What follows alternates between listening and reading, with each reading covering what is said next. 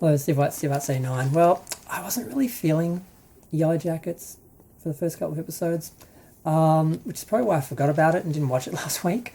But there was no Superman and Lois this week, so I ended up watching episode 4 and 5.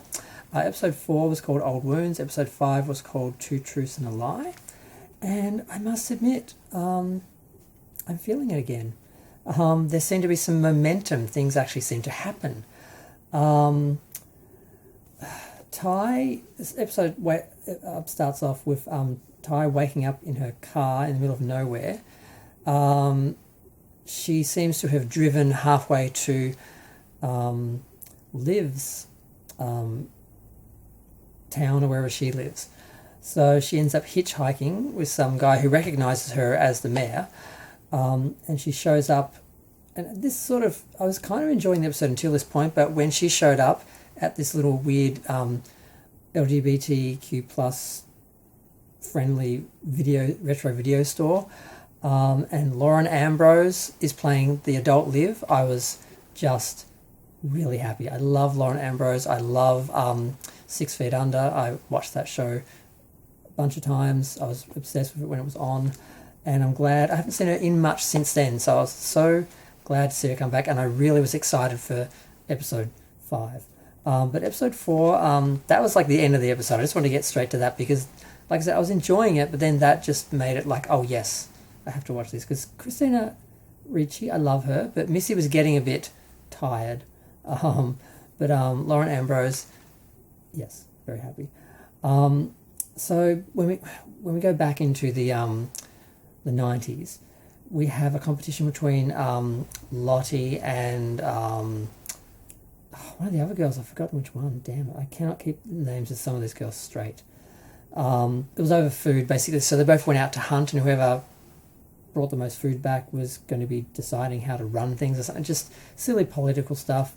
Well, one of them finds a deer frozen in the lake and goes back and tells everyone, and they break the sort of competition to go and try and get this because they can use it for food. But it ends up falling down into the lake, so they lose it.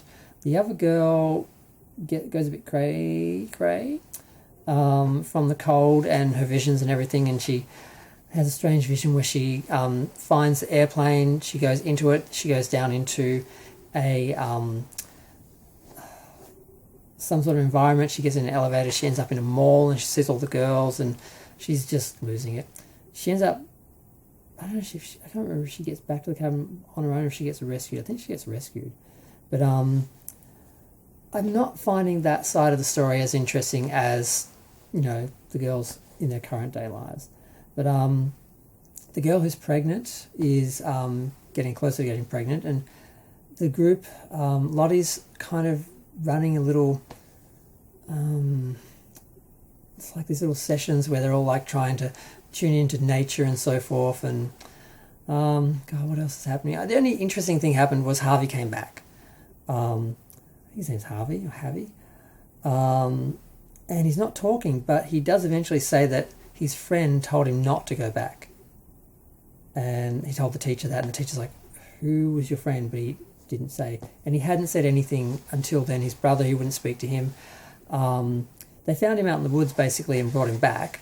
The girls saw him, got him, dragged him back, and of course Travis was angry that the other girl faked his death basically and everything, and they found him because Ty actually was seeing some sort of map of trees that they followed something and found him. I was half watching the episode at this point, I must admit. It's not that I'm tuning out during these parts, but I just wasn't paying that much attention to some of it because I was doing other things. And yeah, not a lot happens there until the girl starts to give birth, because, I totally forgot. No, something did happen. This is in the next episode. I guess I'm just doing both episodes as one review. I was going to try and do one and then do the next one, but I'm just going to do them both. Basically, Missy and Crystal, which is not her real name, but whatever, are flushing the toilet, and they're having this super friend moment where they're telling all their deep secrets. And Missy, as insane as she is, tells her that she found the black box and destroyed it because she felt important because everyone needed her help and she's insane. And of course, the other girl doesn't react very well, and Missy pushes her off the cliff, which is where they're dumping the feces, which is basically flushing the toilet for them. So she freaks out, goes down, and finds, of course, that she's dead.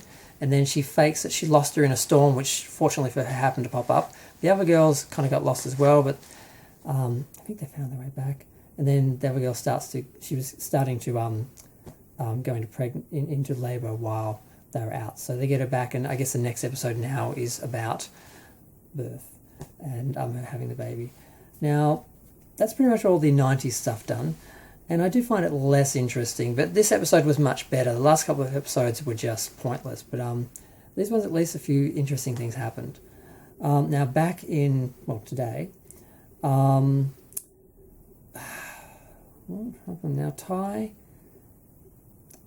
she basically has shown up to get help from Liv, and she actually, she understands what's happening, and she actually has a moment where the other Ty kisses her, and she says, "Oh, you're the other one, aren't you?" And she's like, "What do you want?" She said, "This is where I'm supposed to be."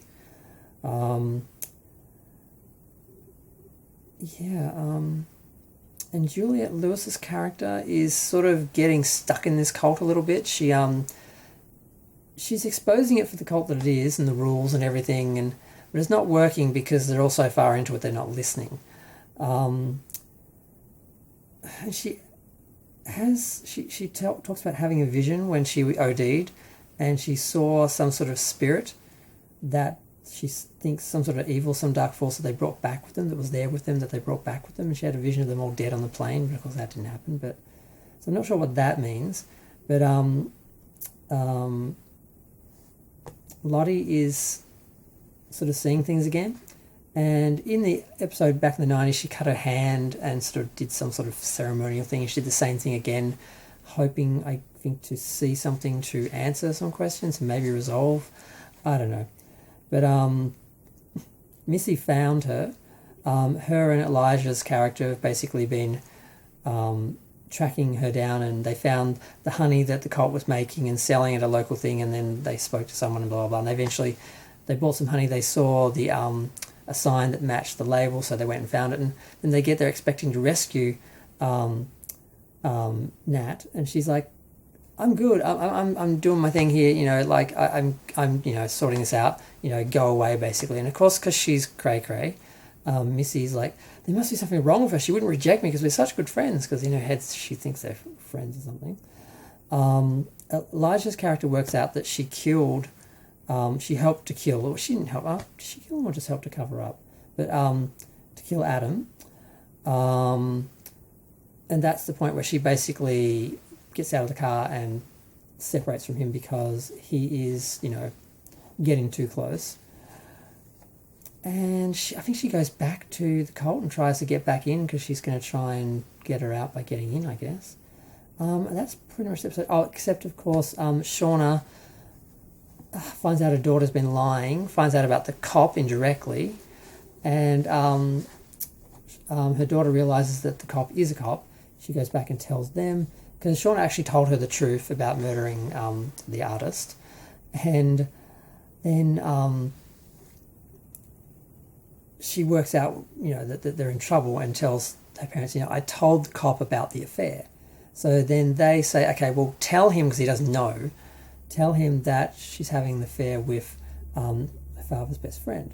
And then they set up a fake meet-up at a hotel. Unfortunately, the best friend, who's supposed to ejaculate into a condom to leave proof in case they check, can't do it. So he ends up putting shampoo in the condom and leaving it on the bin to look like that. But of course, the detective, who, has an instinct, goes in, sniffs it, and finds it smells like strawberries, which, you all know it doesn't. So he works out that it's, shampoo or something. So he knows that they're onto them. And I think that's it. But yes, a lot of stuff happened. A lot of it was interesting. And I loved Lauren Ambrose. I love that she's running like this weird little boutique video store, and she converts video to DVD for people, and rents videos to millennials who don't know what the hell these boxes have movies in them. What are they? It was kind of funny. And yeah, I just enjoyed this couple of episodes. I am feeling it again. I just don't know what happened. The first couple of episodes, I just was like, this is, whatever they had, they've lost it, but they got it back. So I'm looking forward to episode 6. And I'm sorry I waffled, but I was sort of trying to do one episode, then the other episode, and then it just ended up being a mash because I couldn't remember what happened in what, because I watched them both back to back. But I'm going to go. Feel free to share, like, comment, subscribe. Let me know what you think. Thanks. Bye.